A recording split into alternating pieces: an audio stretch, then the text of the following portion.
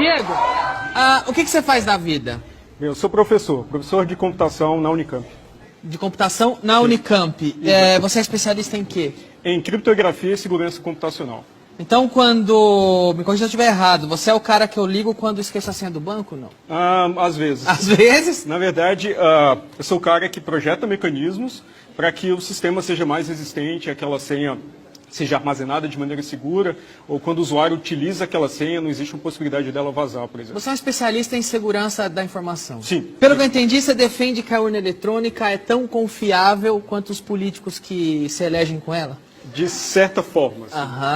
Para dar um pouco de contexto. No Brasil, a gente adota um sistema que é chamado na academia de primeira geração, porque ele depende do registro da contagem puramente eletrônica dos votos. A gente está depositando toda a confiança numa equipe de programadores que produz o sistema que faz parte da autoridade eleitoral, né? No caso o TSE. Todos os outros países que adotam um sistema de votação eletrônica, eles usam sistemas que produzem também um registro físico do voto, por exemplo, em papel. Então, isso permite que você colete esses registros físicos, esses votos, em outra mídia, né, em outra urna, por exemplo, uma urna convencional. E no fim da eleição você pode somar, pode fazer uma apuração para amostragem e ver se o software que está no equipamento está se comportando de maneira honesta. Enquanto era professor da UNB, eu participei de um desses mecanismos de auditoria, foram testes organizados pelo próprio TSE, com uma série de restrições, então a gente tinha poucos dias, a gente teve poucas horas para ver o software de votação e a gente encontrou falhas fundamentais nos mecanismos de segurança desse sistema. Quais são as falhas que você encontrou na urna eletrônica? Certo, então as falhas tinham implicação tanto no sigilo do voto quanto na integridade dos resultados. Então, no Brasil, o sistema deve fornecer sigilo do voto. E é uma responsabilidade da autoridade eleitoral organizar eleições de maneira que o voto seja secreto. E fica fácil saber quem votou em quem pela urna eletrônica? O que nós descobrimos foi o seguinte, executamos um experimento, né? Primeiro tivemos acesso ao código-fonte da urna, né? Que é o que os programadores escrevem. Buscamos nesse código-fonte vulnerabilidades muito bem conhecidas já na área, então conhecidas na época há 17 anos, e encontramos uma vulnerabilidade fundamental no único mecanismo que protegia o sigilo do voto. Vou explicar. Quando a gente vota na urna eletrônica, os votos não são armazenados na ordem que eles foram depositados. Então, a urna eletrônica vai armazenando os votos de maneira embaralhada. Exatamente quando a gente vota em papel e as cédulas vão caindo... Para embaralhar e manter o sigilo, você não sabe que o número 1 votou em X, o número 2 votou em X. Exato. Embaralha. Durante os testes, nós descobrimos que reverter esse embaralhamento era muito fácil e dependia apenas de informação pública. Então, a gente conseguiu fazer isso durante os testes, mesmo com todas as restrições, para uma eleição simulada lá, com até 950 votos. Você está me dizendo que não é nada difícil quebrar o sigilo de quem votou em quem? No sistema que nós, na versão do sistema que nós analisamos em 2012, era trivial descobrir em quem o primeiro eleitor votou, o segundo eleitor votou e assim por diante. Sem, no entanto, descobrir quem era o primeiro, o segundo e o terceiro eleitores. Mas essa informação, por exemplo, pode ser obtida por um mesário malicioso que monitora essa informação. Além disso, o sistema de votação também armazena a hora que cada pessoa votou. Então, se você quer, por exemplo, descobrir o voto de uma pessoa importante... Você lê o livro? Você, não no livro, mas em arquivos públicos também, então arquivos eletrônicos. Então, você consegue, pela hora que a pessoa votou, descobrir a posição dela na fila e recuperar com certeza matemática aquele voto específico. Então, é um voto, às vezes, de uma celebridade, de uma pessoa ilustre, um industrial. Por que a urna precisa registrar a hora que você foi votar? Eu não sei. Talvez eles queiram, por essa hora, monitorar quanto tempo, em média, cada eleitor demora votando. Mas aqui de onde eu estou, de leigo, me parece que é muito fácil tirar o horário do voto, por exemplo. Sim. E há 17 anos não tiraram. Então, daqui de onde eu estou, de leigo, me parece que é porque querem deixar uma brecha, um motivo existe para isso. E não me parece que é um bom motivo. É muito difícil separar malícia de incompetência nesses casos, né? Então, nesse caso, o que eu posso concluir é que essa informação não há necessidade, eu não vejo necessidade de registrar essa informação. Bem, era uma característica do sistema que nós observamos. E aí, malícia e incompetência, falou em coisa pública no Brasil, anda junto. Pois é. Adulterar voto é fácil ou difícil na urna eletrônica? O teste com sigilo do voto a gente pôde executar experimentalmente. Então a gente simulou uma eleição, recuperou os votos em ordem e mostrou que era perfeitamente factível. Desculpa, só pontuando aqui, outro item. Sigilo, facílimo quebrar, segundo os testes. Sim, agora, demonstrado experimentalmente. Manipular o voto, alterar o resultado de uma eleição através da urna. Exato. Então, nós encontramos as condições que permitem a gente, tanto interno quanto externo, manipular o software que é executado nas urnas eletrônicas. Não necessariamente com intervenção manual em cada sistema, mas em alguns pontos, às vezes, que distribuem o software para várias urnas.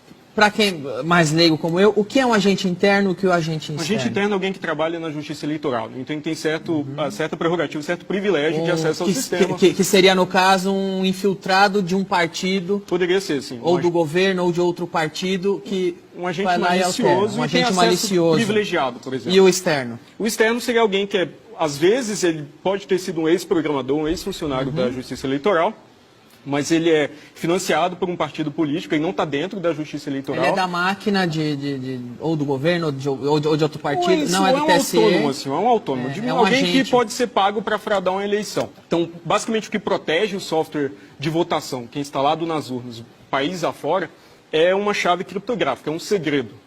Idealmente, a gente deve ter um segredo distinto para cada urna, porque é exatamente a mesma analogia das chaves, né? A gente não tem as mesmas portas, a gente não compartilha segredos de chaves entre portas de casas distintas. Cada porta tem a sua chave.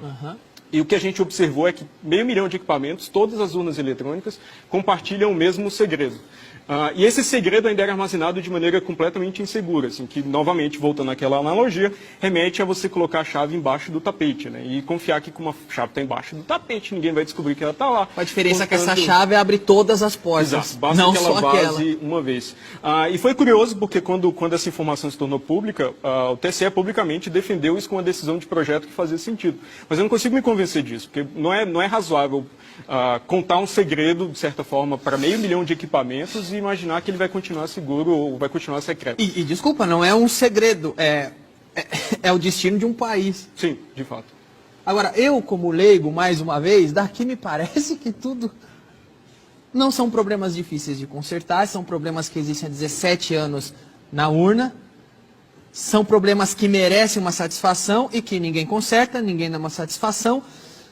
Daqui de onde eu estou de leigo, me parece que um motivo por trás tem. Você como especialista, o que te parece?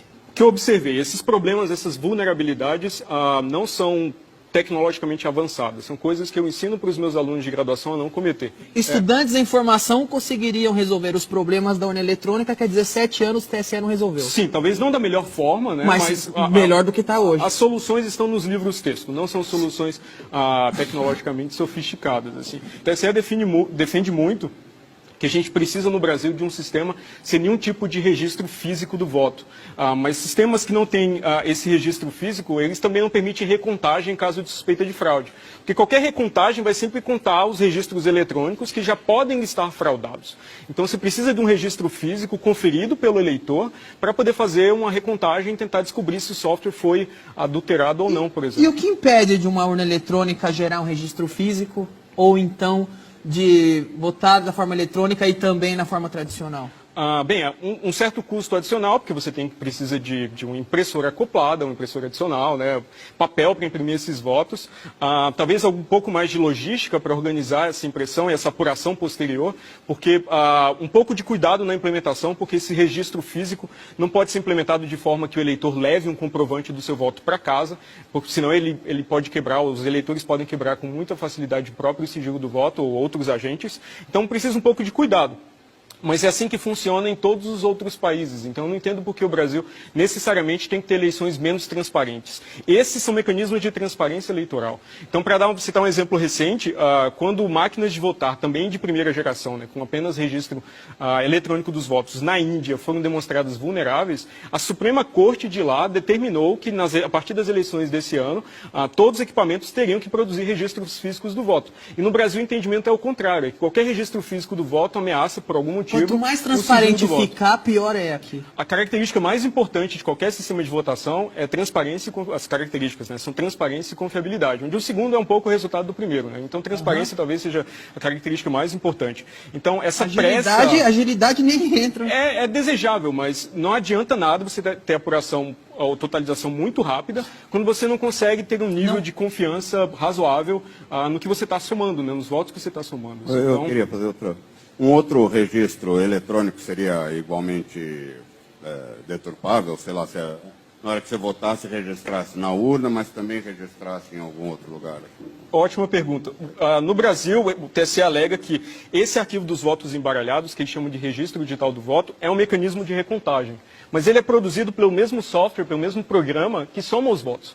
Então, se o atacante toma, o adversário, o fraudador, né, toma controle do software que conta os votos, ele também produz um registro dos votos embaralhados que é compatível com aquela contagem. Então, você precisa de uma outra mídia, de fato, até para aumentar o custo de ataque, porque agora o atacante, o fraudador, tem que manipular de maneira compatível vários registros e também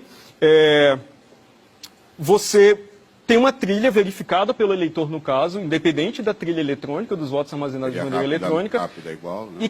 E que tem fraudes também, tem possibilidade de fraude, mas todas elas são visíveis, né? Porque envolvem você subtrair papel, sumir com lona, que eram fraudes que aconteciam na eleição com cédula no Brasil e deixavam testemunhas, né? Uma eleição puramente eletrônica não deixa testemunhas para a sociedade nos fiscais eleitorais. Só precisa de um cara com uma chave para alterar onde ele quiser. Sem testemunhas, ele faz sozinho. Essa foi a condição que a gente encontrou. A gente não pôde testar isso durante os testes organizados pelo TSE, a possibilidade de adulterar o sistema com essa informação, com esse segredo compartilhado, porque não teve tempo, eram pouquíssimos dias, mas também não houve interesse posterior do TSE em tentar montar, simular esse ataque para ver quão eficaz ele seria na prática. E quando você chega no TSE e mostra toda essa falha e mostra como é fácil fraudar uma eleição com a urna deles, o que eles falam? Uma entrevista que eu dei para um portal de internet logo depois dos testes e descrevi de maneira técnica todos esses problemas, a resposta oficial do tribunal era basicamente dizer que a minha atitude era uma ameaça à democracia. Assim, que eu também isso é uma ameaça à democracia. Aparentemente, ou pelo menos no entendimento do tribunal. Questionar qualquer coisa é ameaça à democracia. Tá Quando isso é radicalmente diferente da cultura que a gente tem na universidade e na academia, né? Que é tratar dos problemas, escrevê-los em detalhes, avaliar de maneira técnica quão seguro é ou não o sistema, propor soluções, implementar essas soluções e evoluir a segurança do sistema ao longo do tempo. Democracias muito mais antigas, maduras, mais desenvolvidas, não querem a urna eletrônica lá e o brasileiro se orgulha que tem isso aqui. Por quê? Para citar alguns exemplos, na Alemanha tem um entendimento muito diferente e interessante, que eles chegaram a utilizar sistemas com essas mesmas características, mas um entendimento da Suprema Corte de lá é que um sistema de votação utilizado pela sociedade para eleger seus líderes não pode exigir conhecimento de especialista para uma auditoria. Porque assim, se você não precisa de conhecimento especializado para fazer auditoria, que toda pessoa de fato é um fiscal, é um auditor, né? Então lá, o entendimento da Constituição, da Suprema Corte de lá, é que um sistema desse simplesmente é inconstitucional, e não pode ser utilizado para eleições oficiais. Então, o que eu acho um entendimento muito interessante, porque eles tentam adotar algo que é diretamente observado ou auditado pela população. Então, aqui há sempre uma concentração desses poderes de auditoria. Então, atualmente, por exemplo, fiscais de partido político podem auditar o sistema de votação. Eles podem ir ao TSE e examinar o código-fonte, mas o TSE exige a assinatura de um termo de sigilo para isso. Então, eles podem ver o sistema, características técnicas do sistema, mas não podem falar para prestar contas para a sociedade do que é feito, da qualidade do sistema lá dentro. Então, há uma obsessão com o controle e a falta de transparência é endêmica em várias etapas do processo.